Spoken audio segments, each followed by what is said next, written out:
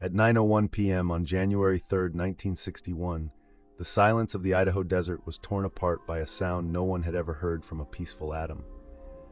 Inside the SL-1 reactor building, the steel pressure vessel leapt into the air as if launched, snapping every pipe and duct connected to it. Steam, boiling water, and radioactive debris shot through a hole in the roof.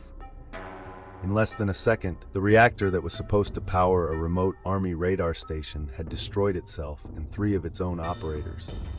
John Burns, Richard McKinley, and Richard Legg had been performing routine maintenance on the control rod, the one thing that kept the core quiet. Rescue crews raced in without radiation suits, their dosimeters already maxing out. They found a building that looked like a bomb had gone off in a hardware store. The only sound was the hiss of steam and the crackle of Geiger counters. That night, nobody in Idaho Falls knew what had poisoned the sky. But every man inside the building knew something had gone catastrophically, irrevocably wrong. Weeks before the explosion, the SL-1 maintenance log had a warning that should have stopped the job. The central control rod's drive mechanism didn't seat properly without muscle. According to declassified documents, the rod had a history of sticking, and operators had learned to push it by hand. But the reactor was designed to be simple enough for soldiers, not engineers, and the nuclear safety system had no physical lock to stop an overwithdrawal.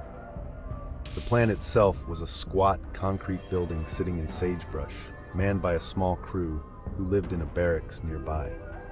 On the night of January 3rd, 3 men drew the graveyard maintenance shift. Burns, a senior operator known for doing things his own way, McKinley, an experienced repairman, and Legg, a trainee who had already logged complaints about the old equipment. They were tired, under pressure to return the reactor to service, and isolated from outside oversight. The decision to work on the central rod had been on the schedule for days. It was supposed to be routine. Instead, it became history's worst mistake for 3 men who trusted their own hands. Every red flag was already flying. The reactor's safety interlocks had been bypassed so technicians could test the drive mechanism. The manual control rod had no positive stop, nothing but a gauge to show its position. And according to an earlier inspection, the rod sometimes stuck, then moved in jerks, making precise control almost impossible. The Army knew SL-1 was an experiment, not a proven design. It had already experienced unexplained alarm trips and leaking steam lines. But those were logged, not fixed. The night crew had no health physicist on call. There was no containment dome, just a roof that would be no match for radioactive steam.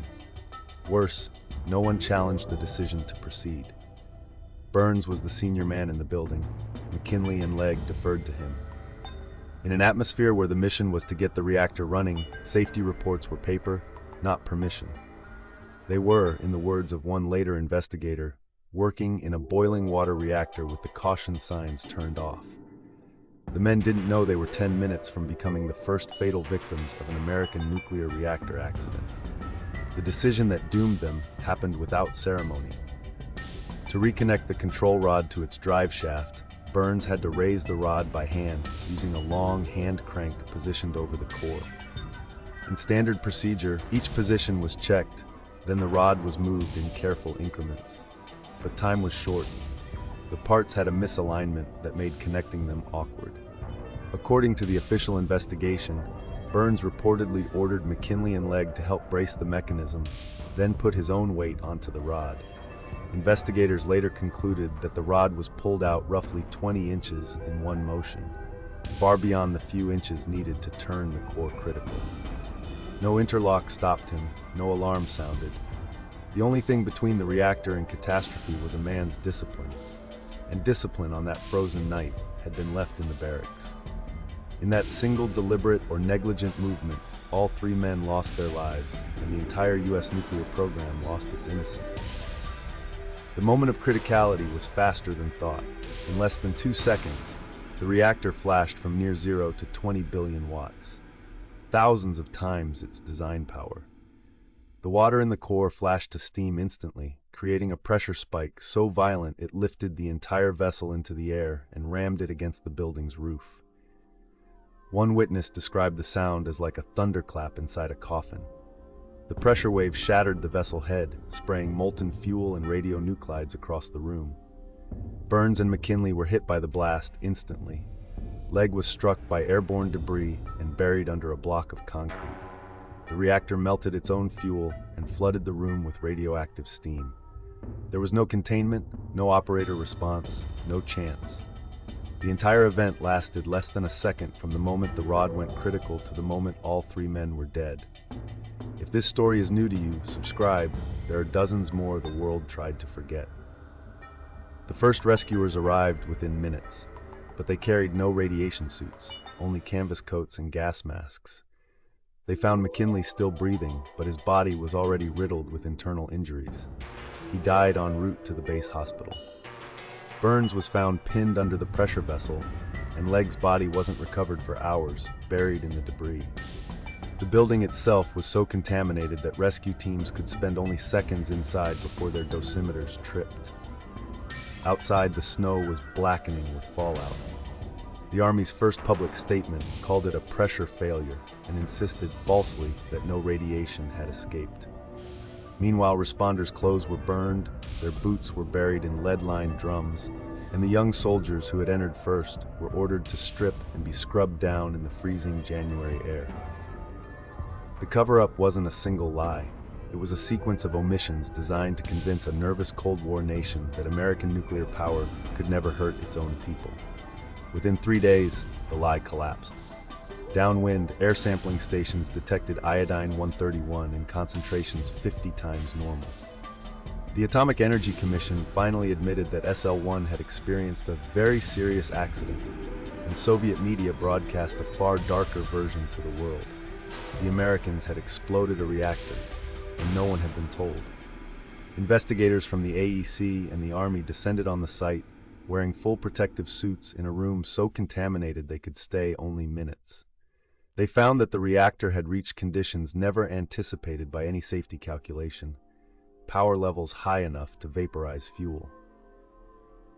But instead of using this disaster as a lesson in transparency, the government ordered every document classified.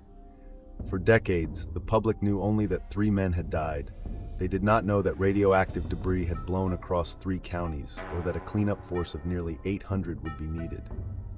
The warning signs had been ignored, and now the proof of that failure was blowing in the wind. The human toll was not limited to 3 names.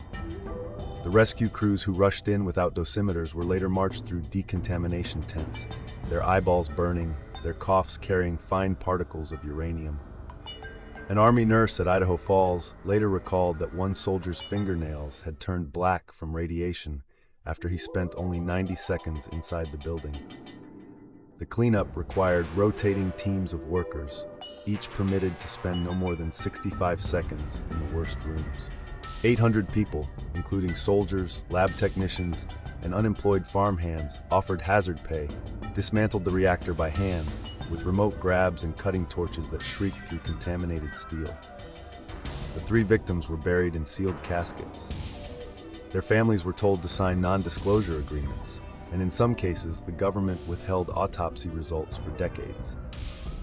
No amount of scrubbing could bring back the man who had a family waiting at home. No policy could undo the exposure silently accumulating in the bone marrow of men told this was their patriotic duty. For 6 months, the investigation tore through the wreckage. The Board of Inquiry heard testimony from every surviving engineer, but the central question, who moved the rod, was answered by a dead man.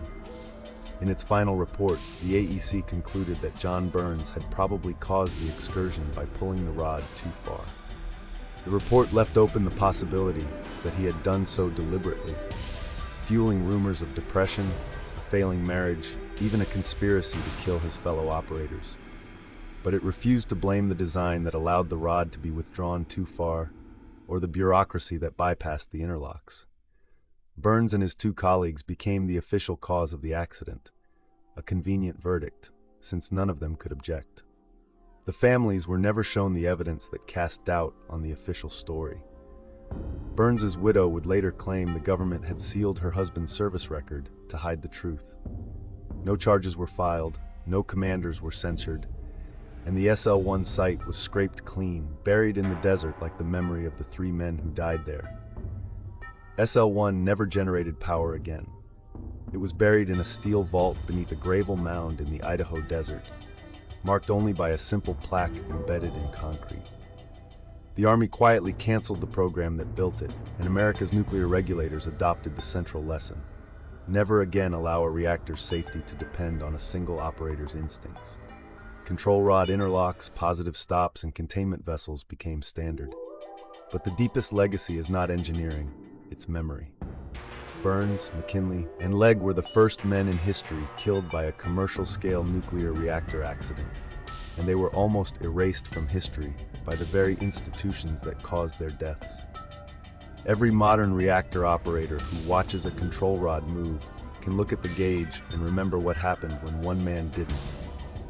That's why their story survives in safety manuals, and now, in the people who keep turning.